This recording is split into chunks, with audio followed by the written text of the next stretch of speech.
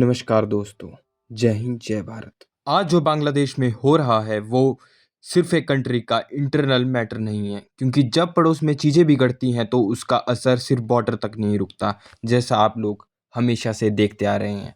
ये वीडियो किसी को भी भड़काने के लिए नहीं है, बल्कि एक सवाल पूछने के लिए है। क्या जो आज बांग्लादेश में हुआ कल इंडिया के लिए वार्निंग हो सकता है? और इस सवाल का जवाब हमें एक एक करके समझना होगा। पिछले कुछ समय में बांग्लादेश के कई हिस्सों में टेंशन का माहौल बन चुका है। छोटी छोटी बातें बड़ी भीड़ में बदल जाती हैं, अफवाहों का दौर चलता है और जब भीड़ इकट्ठी होती है तो लॉजिक सबसे पहले खत्म होता है। और ये कोई एक दिन का मुद्दा नहीं है, ये एक ऐसा माहौल है जो धीरे धीरे नॉर्मल बना दिया गया है, बहुत ही नॉर्मल। और इस माहौल के बीच कुछ लोग सबसे ज़्यादा असुरक्षित होते हैं। बांग्लादेश में रहने वाले हिंदू कोई नए लोग नहीं हैं, ये वही लोग हैं जिनकी पुश्तें उसी ज़मीन पर पैदा हुई, बड़ी हुई, उसी ज़मीन पे कमाया और अपना पसीना बहाया। लेकिन जब भी कम्युनल टेंशन बढ़ती है तो सबसे पहले माइनॉरिटीज़ ही अनसेफ महसूस करती है। हर बार डायरेक्ट अटैक ज़रूरी नहीं होता, कभी डर, कभी प्रेशर, कभी साइलेंस भी वायलेंस बन जाता है।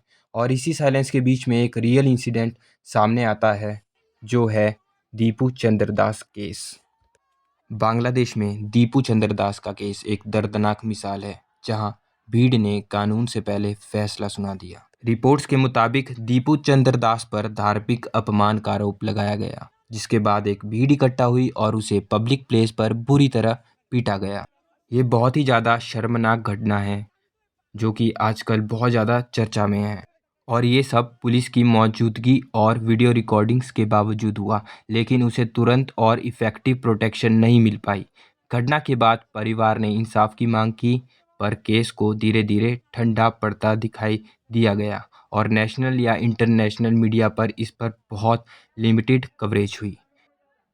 इसी घटना ने बांग्लादेश में रह रही हिंदू माइनॉरिटी की सुरक्षा पर बड़े सवाल खड़े कर दिए। दीपू चंद्र दास का केस सिर्फ एक व्यक्ति की कहानी नहीं, बल्कि उस खौफ और असुरक्षा का प्रतीक है जिसमें आज भी कई माइनॉरिटीज जीने पर मजबूर हैं। इंडिया और बांग्लादेश सिर्फ पड़ोसी देश नहीं है, दोनों कंट्रीज के बीच एक लंबी और सेंसिटिव बॉर्डर है। जब भी वहाँ इंस्टेबिलिटी होती है तो उसका प्रेशर डायरेक्टली इंडिया पर आता है, चाहे वो माइग्रेशन हो, चाहे सिक्योरिटी हो या सोशल टेंशन हो। इसलिए ये कहना कि ये उनका इंटरनल मैटर है, पूरी पिक्चर नहीं दिखाता। तो सबसे बड़ा सवाल ये है, अगर ये सब हो रहा है तो हम इस पर खुलकर बात क्यों नहीं करते? क्या कुछ मुद्दे सिर्फ अनकंफर्टेबल होने की वजह से इग्नोर कर दिए जाते हैं?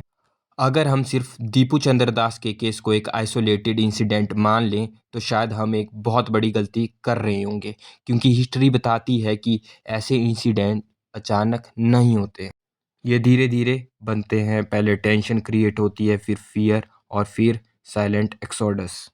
बांग्लादेश में हिंदुओं की पॉपुलेशन सालों से घट रही है। हर बार कोई एक बड़ी हेडलाइन नहीं होती, लेकिन छोटी छोटी घटनाएं लोगों को मजबूर करती है अपना घर छोड़ने के लिए। सोचो, अपना घर छोड़ना कोई चॉइस नहीं होती, एक मजबूरी होती है। जब एक आदमी अपने बच्चों की सेफ्टी के लिए अपनी ज़मीन, अपना शहर, अपनी पहचान छोड़ देता है, तो समझ लो सिस्टम फेल हो चुका है।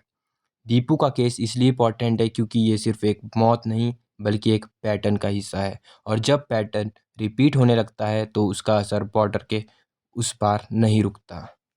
तो मेरा ये सवाल है, क्या हम आज भी चुप रहेंगे?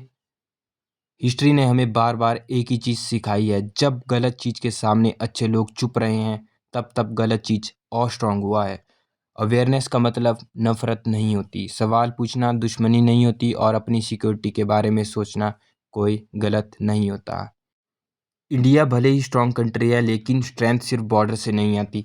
स्ट्रेंथ आती है जब लोग जागते हैं, समझते हैं और बोलते हैं। अगर आज हम सिर्फ इसलिए चुप रहे क्योंकि टॉपिक अनकंफर्टेबल है, तो कल शायद बोलने का ऑप्शन भी ना मिले। ये वीडियो किसी के खिलाफ नहीं है, ये वीडियो याद दिलाने के लिए कि खामोशी कभी सॉल्यूशन नहीं होती, और जब सवाल उठते हैं तो उन्हें दबाया नहीं, सुनना चाहिए। हमारी ड्यूटी है अपने देश को समझना और अपने आसपास की चीज़ों को इग्नोर ना करना। ये सिर्फ अवेयरनेस का पैगाम है और एक रिमाइंडर, खामोशी कभी सॉल्यूशन नहीं होती।